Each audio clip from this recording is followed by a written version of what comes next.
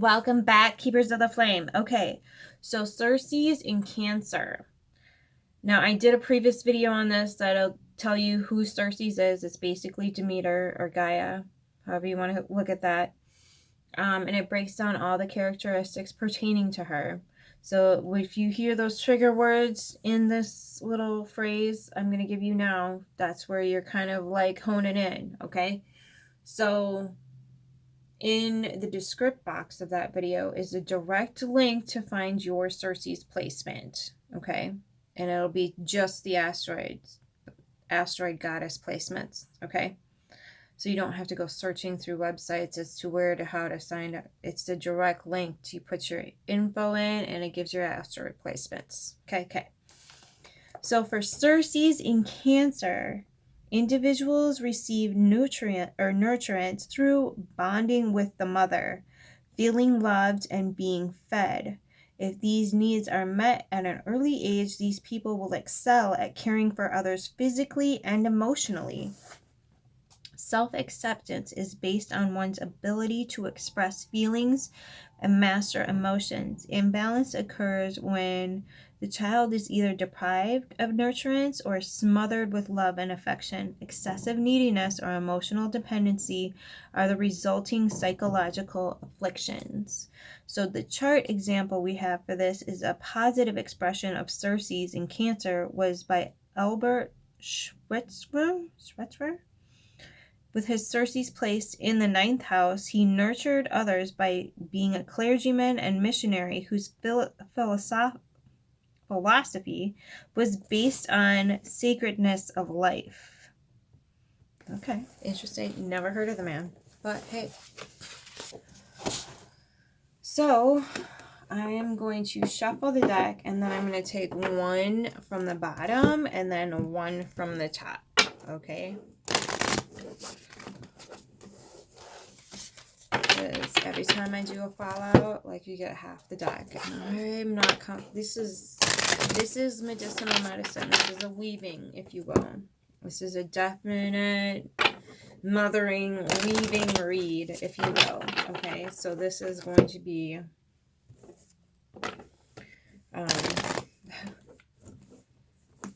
aligning your planetary guidance with your medicinal, how you connect those things and understand a better way to go about thinking of things. This is just creating those neural pathways in your brains to help you understand the interconnection that not only you have with yourself and the ethos, but how you interact and connect to nature as well. Okay, it also might be some of your needs. Ooh, Cancer. Okay. So, Manita, a conduit. And you got this in reverse. It's Neptune with Pluto and Mercury. Where's that lovely little shrimski for you? And then 30, that's 42. And then 34, Mitra Gainia. Again, I'm right there with you learning how to pronounce stuff. So, shape-shifting is number 34 with Mitgaira. And again, usually, I've only had this for 3 days, but usually, like, this is probably how you pronounce it natively, or wherever the landscape it came from initially is what they're saying, but it's probably something else that we would know of wherever we are in the world. It might have a different name, if that makes any sense. So let's look it up. 42. There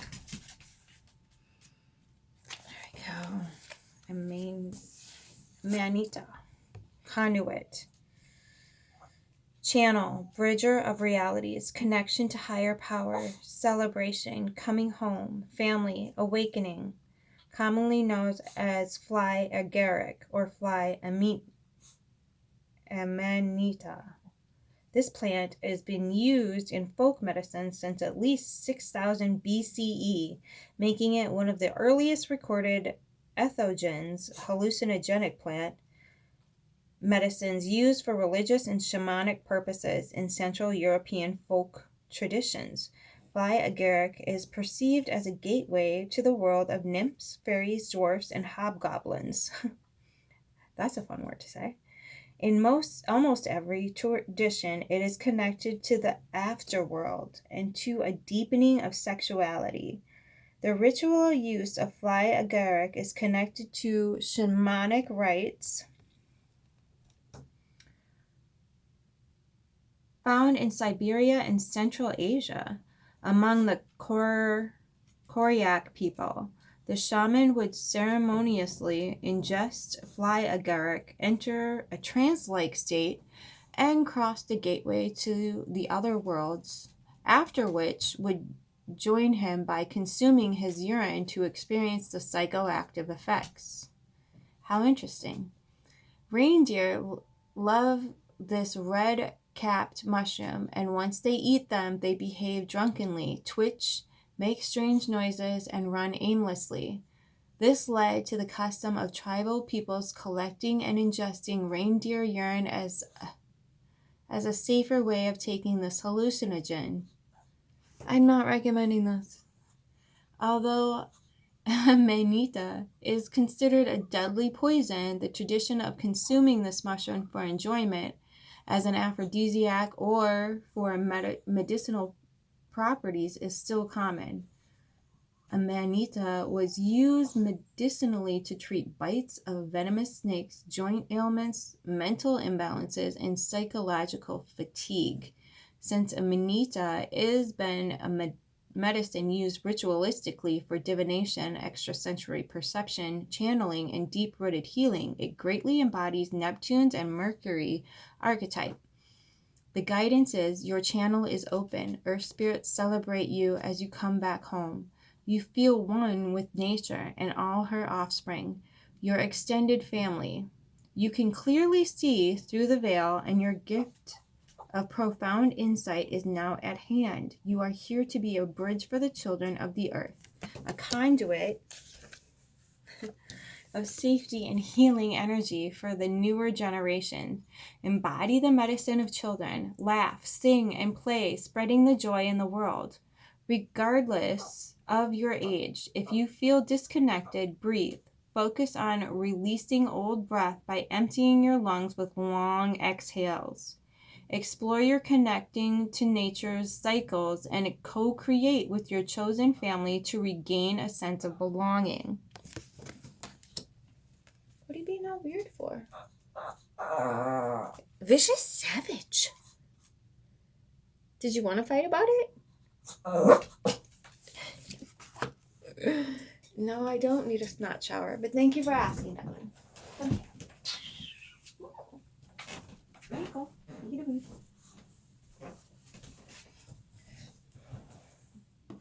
Okay, 34.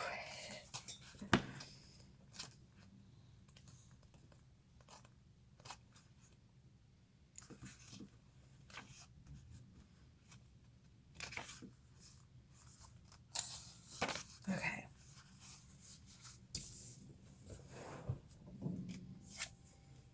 Freddie's like, "Grow, we're going to try a swipe at this word one more time. I'm going to learn how to do it mitragnia,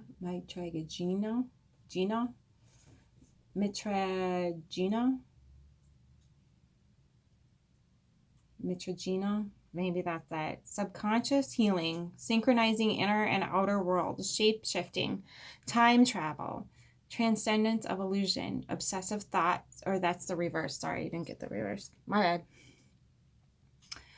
Saturn and Neptune rule this. Indigenous peoples of Southeast Asia have valued the power of this rainforest tree for thousands of years and have used it as a poultice for treating wounds as well as treatment for a variety of symptoms including stress, pain, fatigue, and fever. Like coca, leaves in the Southern American highlands, fresh leaves from the mitragina by Trigina tree are chewed for energy and stamina throughout the day. This is going to force me to say it right. Oh, Mitragina was revered among monks in Asia as it assisted them during long periods of meditation by providing focused attention and positive energy. As early as the 19th century, kratom. Oh. All right, kratom, in parentheses, became well known as an opium substitute and quickly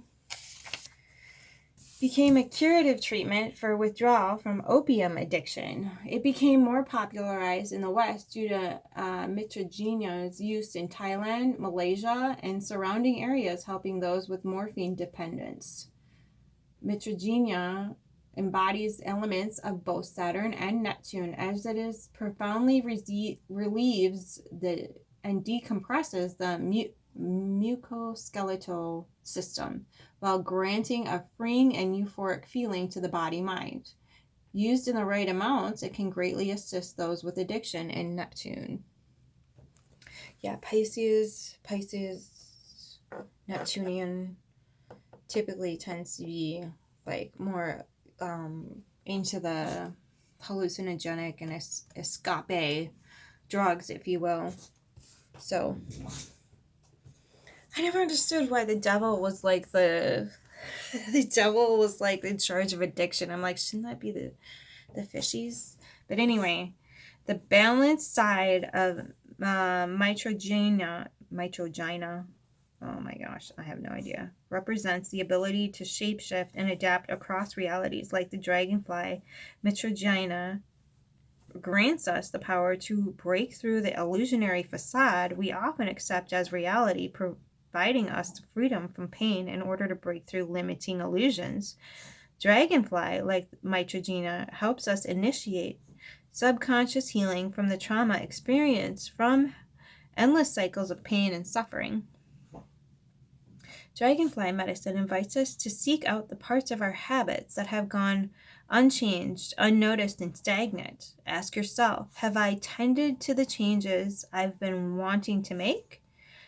Don't get lost in the labyrinths of the self-doubt. Break free from elusive belief systems that hold back your transformation. Ooh, that's important. Okay.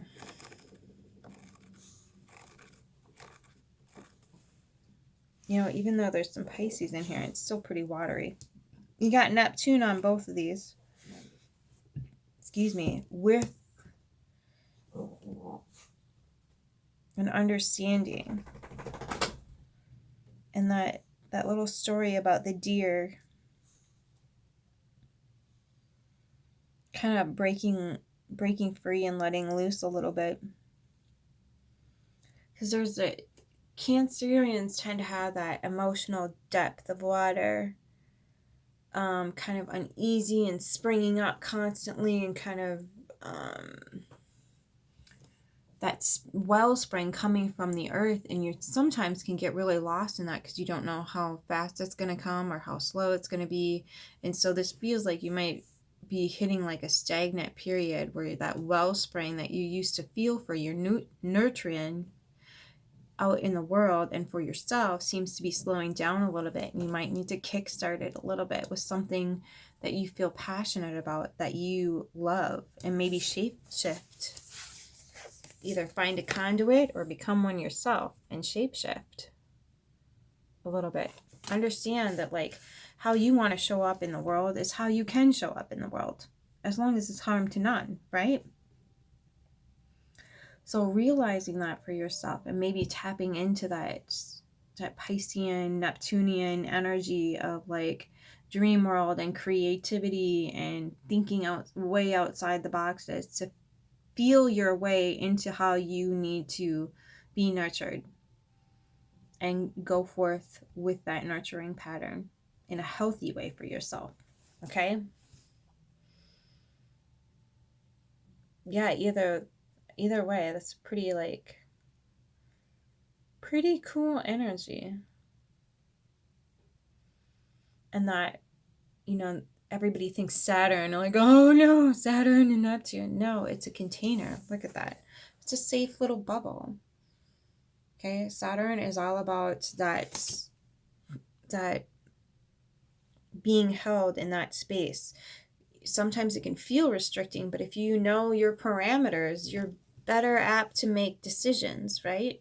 So I feel like this little bubble for you might be just the way to go, is getting yourself that container to hold your emotions in and get your nurturing in that particular container that you make for yourself, right?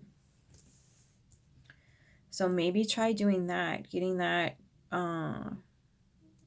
Saturn energy, and with the Pluto here, getting clear, mentally clear about, with the Mercury, getting mentally clear about what needs to be let go of, what needs to die off, what is keeping you stagnant and stuck, and releasing that. Okay, you might be a mutable sign, but your emotions run very deep and very true. So those things are going to become stagnant if you don't continue to refresh them and purge what needs to be purged. Again, with the breath, exhaling all the way. People think oftentimes that it's, you're not breathing in deep enough. Well, that's part of it, but you're also, when you're only breathing from your chest, you're creating that anxiety, but that part that's in the bottom that's not being released is just slowly turning. Think of like an open truck bed traveling along the highway. I don't know if you saw that episode of Mythbusters, but I'm going to give you the breakdown. So think of a truck traveling along the highway, okay? And there's that, right? There's that force that comes over the head of the truck, but here's the bed. And it can create a cyclic pattern in here with the wind blowing over. So this becomes like one giant tornado, basically sideways in the back of somebody's truck, and it keeps those things stuck. It keeps them like held there. So if you're not breathing deep enough and then expelling that, it's going to continue to collect all those toxins deep in your belly, and you're not going to release them. Okay, so breathing deep, but also all the way out. Practice doing that a couple times a day for 10 times in a row. Releasing those toxins out of your body oftentimes gets you into a modality of like more fresh and new ideas coming in from those spaces. Okay, so I hope you have a lovely, nurturing experience for the rest of your life, and until next time, keep your flame.